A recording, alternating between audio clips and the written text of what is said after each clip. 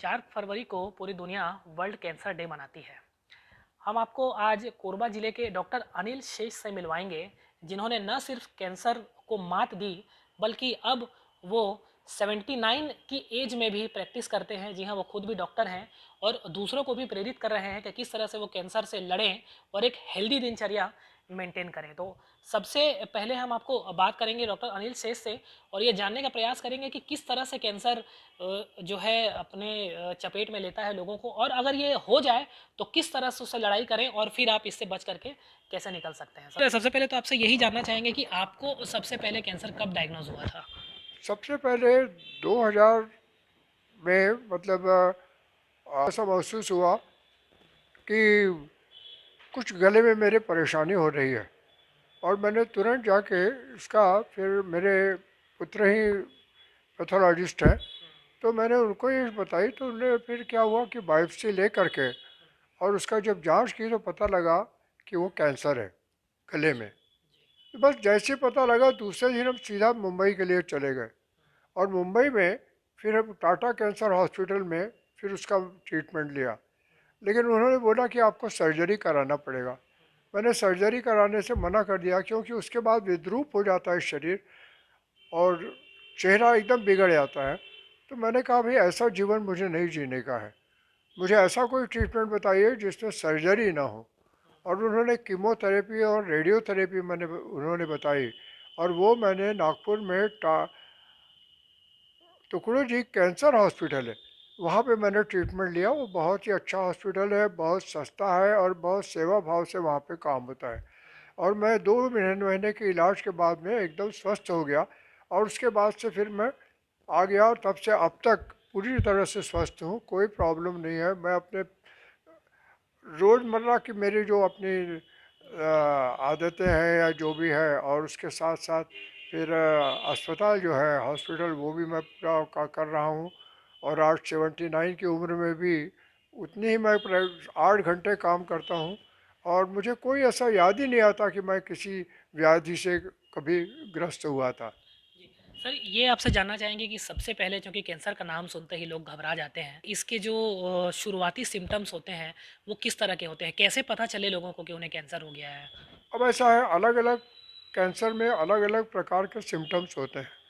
हर cancer में एक जैसा सिम्टम नहीं होता, लेकिन एक जो कॉमन सिम्टम होता है सब प्रकार का वो है मानसिक त्रास।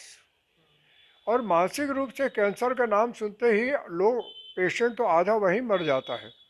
और उसको क्या करता है कि ये जानते हुए भी कि कैंसर डायग्नोस हुआ है, वो पलायन की स्थिति में रहता है कि कोई बोल दे उसको कि नहीं कैंसर नहीं है, या कोई बोल दे कि इससे ठीक हो जाएगा, भभूत से ठीक हो जाएगा, ये बाबा मौलवी मौला इसका, लेकिन कुछ नहीं है। वो मानसिक रूप से इतना ज़्यादा टूट जाता है कि वो आधा बीमार तो ऐसे ही हो जाता है। लेकिन क्या है कि सबसे बड़ी चीज़ यह है कि सोच यदि अच्छी रहे और पॉजिटिव थिंकिंग रहे तो उससे क्या है कि उसको दवाइयाँ जो है वो भी अच्छे लाभ करती हैं और उसको पूरी तरह से आराम होने की संभावना भी ज़्यादा हो जाती है। नहीं तो निगेटिव यदि थिंकिंग रहे तो आदमी तो वैसे ही धीरे धीरे घुलते जाता है और शरीर खराब करते जाता है।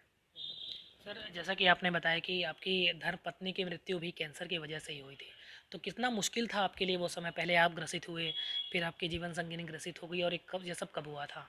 ऐसा है, देखिए मेरा केस आज से 22 साल पहले का है और मेरे पत्नी का जो डायग्नोस हुआ आज से 2 साल पहले का है।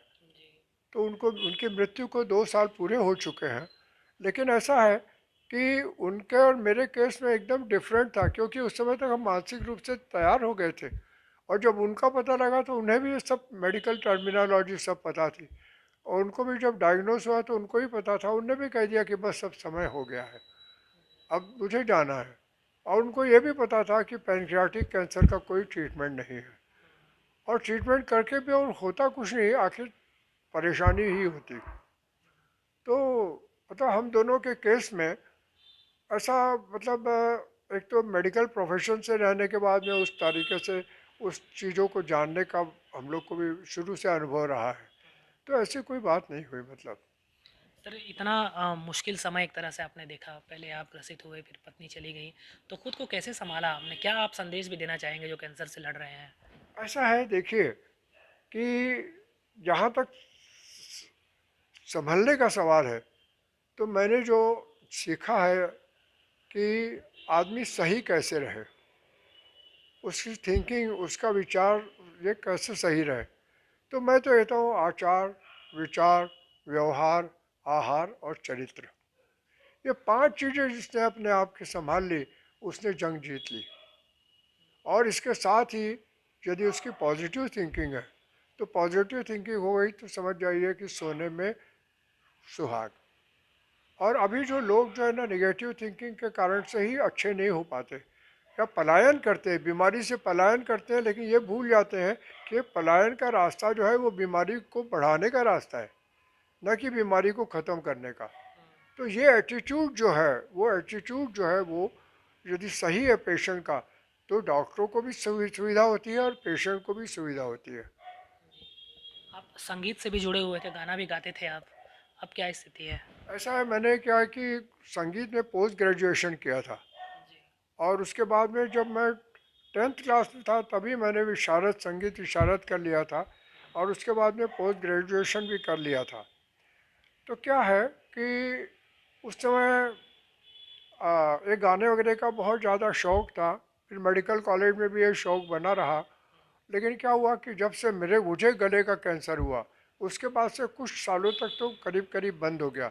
लेकिन अभी थोड़ा बहुत मैं अपने मनोरंजन के लिए गाता हूँ, है ना। लेकिन उतना अच्छा नहीं है क्योंकि स्वर जो है मेरे उतने अच्छे नहीं लगते हैं। कैंसर लेकिन की वजह से? आकाशवाणी से भी मैंने अपने प्रोग्राम देता था। अच्छा। आकाशवाणी में सुगम संगीत के जो कार्यक्रम होते हैं उसमें मैं प्रोग्राम देता था। तो अब तो शायद सब बंद हो गया। दूसरा 79 की एज हो गई है, तो बाकी जितना मेरे को तो ऐसा लगता नहीं कि मैं 79 का हो गया हूँ। मैं वैसे ही काम करता हूँ जैसे मैं 40 साल में करता था, 50 साल में करता था, 60 साल में करता था। तो ऐसा मुझे नहीं लगता। हाँ, लोग कोई बोलते हैं कि आपकी उम्र इतनी हो गई, तब मुझे ऐसा लगता है कि अरे अच्छा डॉक्टर साहब, ये भी आपसे जानना चाहेंगे कि कैंसर कितने प्रकार के होते हैं? सबसे खतरनाक श्रेणी का कौन सा कैंसर होता है, और अगर ये हो जाए तो इलाज के लिए सर्वोत्तम जगह कौन सी है? अब ऐसा है ना, वैसे तो सभी खतरनाक है, सभी खतरनाक है। सवाल ये उठता है कि कौन सा कैंसर किस स्टेज में डायग्नोस हुआ है। चाहे वो बोन का हो, चाहे एब्डोमेन का हो, चाहे और कहीं का भी हो, सारे कैंसर डेंजरस है। लेकिन क्या है कि जो मैलिग्नेंसी जिसको बोलते हैं, मैलिग्नेंसी मतलब कैंसर का कर्क रोग जिसको बोलते हैं, तो ये तो खतरनाक है ही। ये कम है, ये ज़्यादा है, ये डिपेंड नहीं करता ये किस स्टेज में डायग्नोसिस हुआ है और बीमारी कितनी बढ़ गई है, इसके ऊपर डिपेंड करता है। क्या है कि कई कैंसर ऐसे होते हैं जो डायग्नोस होते ही नहीं, जैसे मेरे पत्नी का हुआ। पेनक्रियाज एक ऐसी चीज़ है जो कि साइलेंट कैंसर बोलते हैं उसको, पता ही नहीं लगता कि कैंसर है, कोई सिम्टम्स नहीं होते हैं। और होते हैं तो फिर जब भूख खत्म हो जाती है, उल्टियाँ शुरू हो जाती हैं, तब होता है, तब तक वो बहुत बढ़ गया होता है। और ऐसे भी स्टेज में पेनक्रियाज एक ऐसा ऑर्गन है कि जिसमें कोई ट्रीटमेंट नहीं है। अगर बाकी तरह के जो कैंसर हैं जिनका इलाज अभी संभव है, उसके लिए सबसे अच्छी जगह कौन सी है इलाज के लिए? नहीं, ये अलग अलग कैंसर में अलग अलग दवाइयाँ दी जाती है। देखिए, दवा मतलब मुख्य रूप से कैंसर की जो होती है वो 3 होती है: रेडियोथेरेपी, कीमोथेरेपी और सर्जरी। लेकिन हमेशा दो कोई भी चूज़ की जाती है, सर्जरी के साथ में कीमोथेरेपी, लेकिन सर्जरी के साथ में रेडियोथेरेपी, या रेडियोथेरेपी और कीमोथेरेपी, मतलब ये 3 में से कोई 2 है वो चूज़ की जाती है। जैसे पेट में यदि कैंसर है तो यहाँ कभी भी रेडियोथेरेपी नहीं देंगे, क्योंकि दूसरे ऑर्गन भी उससे जल जाते हैं। तो कोई भी दो जो है, अब सवाल ये उठता है कौन सी दवा देते हैं, तो वो ऐसा है कि कीमोथेरेपी जो है वो अलग अलग कैंसर के और अलग अलग स्टेजेस में अलग अलग ढंग से दी जाती है। कितनी कीमोथेरेपी देना ये ज़्यादा इम्पॉर्टेंट है कि वो कितनी सीटिंग चाहता है। वैसे रेडियोथेरेपी भी कितनी उसको सीटिंग चाहिए, तो ये निश्चित नहीं कर सकते। हाँ, जैसा कैंसर रहेगा उसके हिसाब से वो जो दवा है वो चूज़ की जाएगी। छत्तीसगढ़ में आप कैंसर को लेकर के किस तरह से देखते हैं माहौल? क्या यहाँ पर्याप्त सुविधाएं हैं? ऐसा है देखिए, अब इलिटरेसी तो पहले बहुत ज़्यादा थी, लेकिन धीरे धीरे इन 50 साल में, मेरे को 50 साल से ज़्यादा हो गया यहाँ प्रैक्टिस करते, 52 साल हो गए हैं। तो 52 साल में जो लोगों को, अब जो नई जनरेशन जो आ रही, पढ़ी लिखी आ रही है, तो आज से जो 50-60 साल पहले जो एटीट्यूड था लोगों का कैंसर के विषय में, आज उतना ऐसा नहीं है। अब लोग समझने लग गए, उसके ट्रीटमेंट को समझने लग गए। अब गांव के भी लड़के बच्चे सब पढ़ने लग गए, गांव के भी लोग बड़ी बड़ी हदों में जा चुके हैं। तो ऐसा अब ऐसा नहीं है कि मतलब छत्तीसगढ़ में ऐसा है। हाँ, जहाँ इलिटरेसी रहेगी वहाँ कैंसर का इलाज झाड़ फूँक इससे दूसरे इससे करने की ये करेंगे, लेकिन वैसे कहा जाए तो नहीं, लोग अब समझ गए हैं। वो बराबर जाएंगे और डॉक्टर से मिलेंगे, जैसा डॉक्टर बोलेंगे वैसा करेंगे। अच्छा, अंत में डॉक्टर साहब एक और सवाल आपसे लेंगे कि कैंसर को लेकर के जो जूझ रहे हैं या जिस तरह का भी माहौल चल रहा है, आप क्या एक सुझाव देना चाहेंगे, किस तरह से इसके विषय में जागरूकता लाई जाए? देखिए, वैसे कहा जाए तो कैंसर दो प्रकार से मैं कहूँगा। एक ऐसा कैंसर जो आदमी लेता है, और एक ऐसा कैंसर जो होता है। तो होता है उसके लिए तो अपन कुछ नहीं कर सकते, जैसा मेरे पत्नी का ही हुआ। अब किसी को पेट में कैंसर हो जाए तो उसमें क्या करेंगे आप? वही ठीक है, ये जो जीन्स जो बोलते हैं ना, मदर फादर के जो जीन्स है वो आते हैं, वो बच्चों में किसी को कैंसर हो जाएगा। ऐसी बहुत सी बीमारियां हैं, जैसे हार्ट की बीमारियां हैं, ब्लड प्रेशर है, शुगर है। तो ये एक पीढ़ी से दूसरी पीढ़ी में ट्रांसफ़र होते जाती है।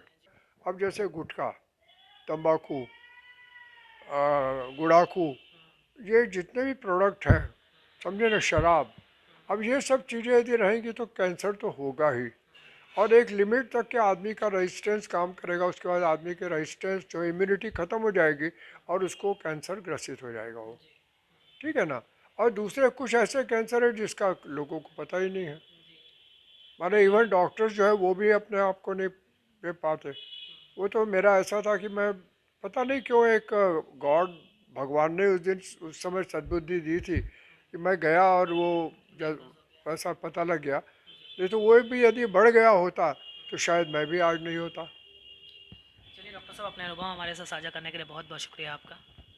बहुत धन्यवाद, आप आए, आपने तकलीफ़ की। और मैं तो चाहता हूँ कि ये आप मैसेज लोगों के पास जाए कि कम से कम उस चीज़ से तो दूर रहे जिसकी वजह से कैंसर होता है। अब जिसकी वजह पता नहीं है उसके लिए तो वो भी लाचार हैं, लेकिन ऐसे लोग जिनको उसकी वजह पता है तो कम से कम उन चीज़ों से दूर रहना चाहिए। बस यही मेरा संदेश है। चलिए, हम बात कर रहे थे डॉक्टर अनिल शेष से। खुद भी कैंसर से ग्रसित हुए, कैंसर की वजह से इन्होंने अपनी पत्नी को भी खो दिया, लेकिन आज वो 79 के हैं और इस उम्र में भी वह किसी 30 साल के युवा की तरह पूरी जोश के साथ अब भी प्रैक्टिस करते हैं, सकारात्मक हैं। यही संदेश दे रहे हैं कि लोग नशे से दूर रहें, सिगरेट और शराब और गुड़ाकू जैसे जो चीज़ें होती हैं जो कैंसर का कारण बनती है, इनसे दूर रहें, और अगर हो जाए तो सकारात्मक बने रहें। इनका पूरा जीवन एक तरह से ये प्रेरणा देता है कि किस तरह से कैंसर जैसे कठिन रोग से लड़ते हुए भी आप सकारात्मक रह सकते हैं और एक हेल्दी दिनचर्या आप मेंटेन करके खुद को कैसे स्वस्थ रख सकते हैं। राजकुमार शाह, ईटीवी भारत, कोरबा।